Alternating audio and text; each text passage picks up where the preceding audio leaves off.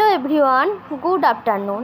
দুপুরে আমি যে রান্নাগুলো করব চলো তোমাদের সাথে আজকে আমি সেটা শেয়ার করি। এই দেখো, এটা হচ্ছে রুই মাছ। আমাদের বাড়িতে রুই মাছটাই বেশি হয়, কারণ সবাই সেটা ভালোবাসে। তাই আমি রুই মাছের মধ্যে ভালো করে নুন হলুদ মাখিয়ে নিচ্ছি, আর ওইদিকে ভাত বসিয়ে দিচ্ছি দেখতে পেলে, আর একদিকে কড়াই বসিয়ে দিয়েছি। এবার কড়াইয়ের মধ্যে আমি তেল দিয়ে দিলাম, তেলটা ততক্ষণ গরম হোক। ওইদিকে আমার মাছগুলো মাখানো হয়ে গেছে। এবার তেলটাকে আমি একটু চারিদিকে ঘুরিয়ে নিলাম, যাতে মাছগুলো লেগে না যায়, ভেঙে না যায়। তেলটাকে ভালো করে গরম করে নিয়েছি যাতে মাছগুলো না ভেঙে যায়। দিয়ে এবার মাছগুলো আমি একে একে দিতে থাকবো।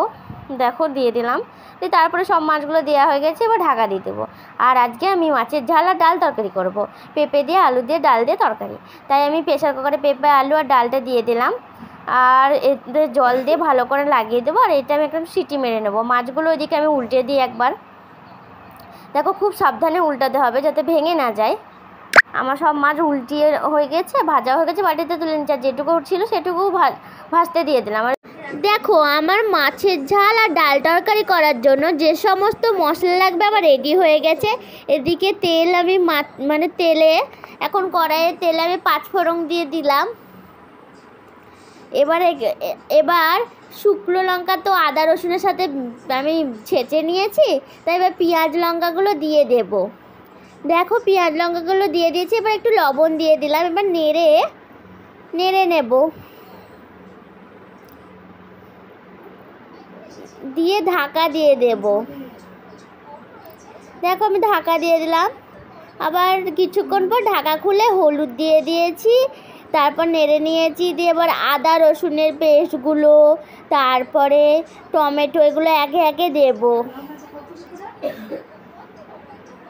দেখো, আদা রসুনের পেস্টটা দিয়ে নেড়ে নিলাম। এবার টমেটো দিয়ে দেব।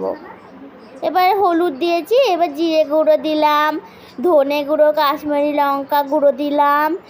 দিয়ে ভালো করে মিক্স করে নেব এগুলো একসাথে।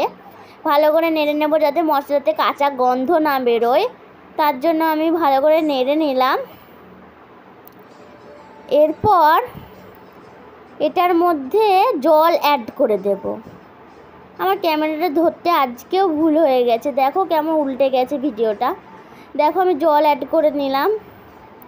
আমি ঠিকভাবে ধরেছিলাম, কিন্তু ক্যামেরাটা আমি ঠিকভাবে ধরেছিলাম, কিন্তু এভাবে হয়ে গেল কে জানি কি, কেন জানি না, সেটা তো বুঝতে পারছি না। এবার মাছগুলো দিয়ে দিলাম। এবার একটু গরম মশলা দিয়ে দেব। দেখো, আমি গরম মশলাটা দিয়ে দিলাম। এবার নামিয়ে নেব।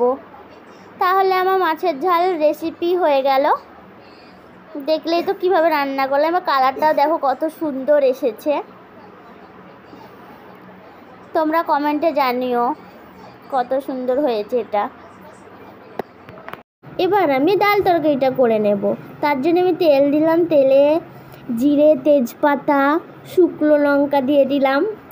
এবার রসুন দিলাম, এবার পেঁয়াজ কুচি দিলাম, দিয়ে এবার টমেটো দিলাম, দিয়ে এগুলোকে লবণ দিয়ে ভালো করে নেড়ে নেব। দেখো, আমি এগুলোকে এখন একসাথে ভালোভাবে নেড়ে নিচ্ছি। আমার নাড়া হয়ে গেল। এবার আমি হলুদ দিয়ে দিলাম। এবার ডাল তরকারিটা সিদ্ধ হয়ে গেছে, এটা এর মধ্যে অ্যাড করে দিলাম।